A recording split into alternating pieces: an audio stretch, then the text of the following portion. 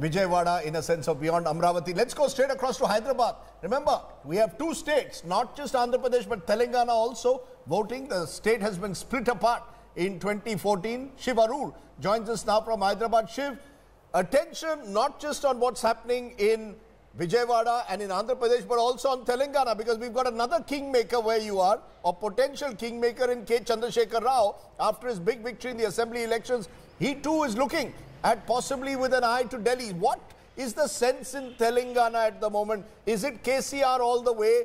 Is that the sense you get?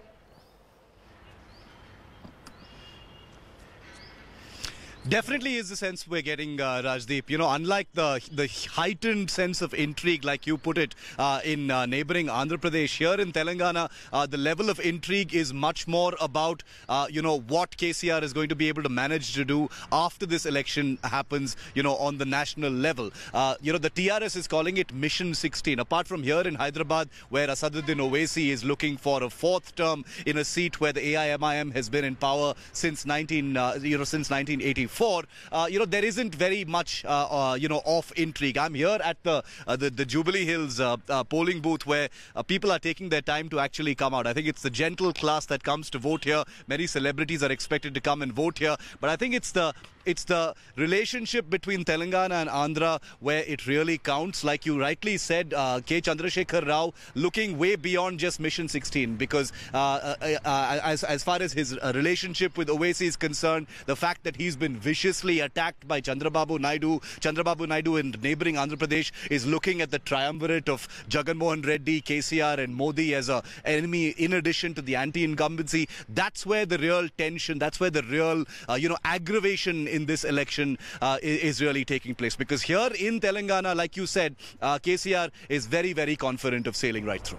Yes, you want to word on KCR? Yes. This is the Jubilee Hills, where in front of the K. Brahmanand Reddy Park was the biggest headquarters of the Telugu Desam party once. Now, K. Brahmanand Reddy, an able, competent chief minister of the Congress party, that party declines. The TDP no longer able to hold on to those swank headquarters built in the Roman style, literally. What does it feel like now from Jubilee Hills? You know, that's some of the fanciest houses of any neta in this country are in that Jubilee Hills area. Looks like, you know, there are bars I've seen where the bars are mechanized and they come out. Like, it's just bizarre how much money there is in Andhra Pradesh. You know, the fact is, and speaking of money, the general belief is no state does a constituency cost as much as Andhra Pradesh. You know, the amount of money involved, the contractor Raj, and that's been an accusation against Chandrababu Naidu. He's consciously promoted this contractor Raj, and so indeed did YS Rajshekar Reddy earlier. So, you know, in a way, for Jagan Reddy, you know, we're talking about Chandrababu, but for Jagan Reddy,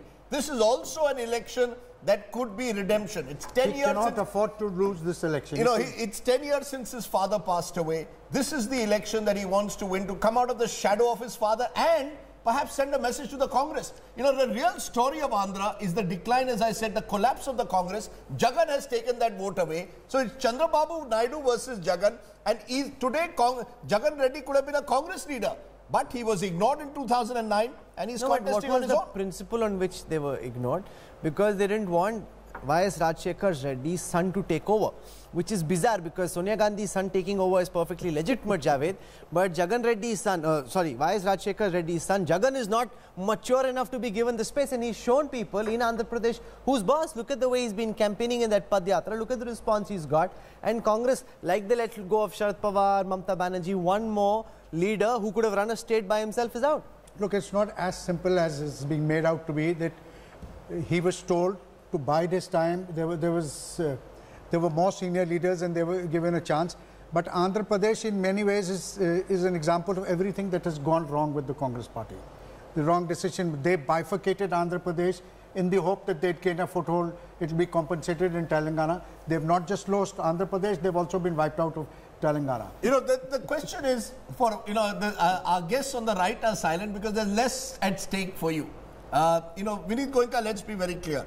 Andhra Pradesh is a state where last time you were in par with Jagan, you won a couple of seats as a result, both in Telangana and in Andhra Pradesh.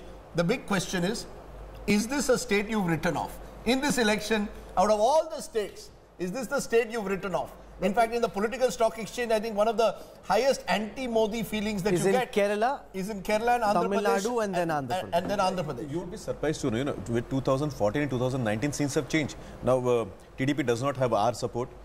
Jagan has come out as somebody who is fierce opponent of Congress. We see a major role there.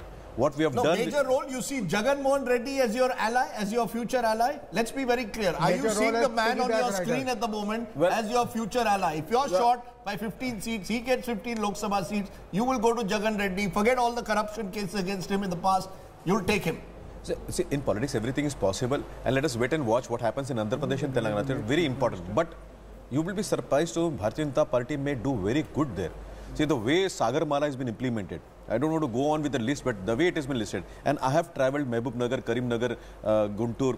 I have gone to all these places myself when I was on there. Okay, it gives me a sense that things are not, and people from both the states now want to go with National Party. Raghav, between these two states, there is a belief that there is this new tacit alliance between Jagan Mohan Reddy and Chandrasekhar Rao. Between them, they could get more than 30 seats of the 42 Lok Sabha seats. Do you see the BJP embracing Andhra Pradesh, whoever comes to power there, as a future NDA ally? So from a pragmatic point of view, I feel that these parties will gravitate towards whoever is better poised to form the government in Delhi. Absolutely. So as far as the BJP is concerned, the major task would be to do well in the areas where it's strong. And if it is within striking distance, then all of these regional allies will just, they will gravitate towards it. But for the regional allies, it's critical that the BJP end as far away from 272 as possible. The further BJP is from 272, the more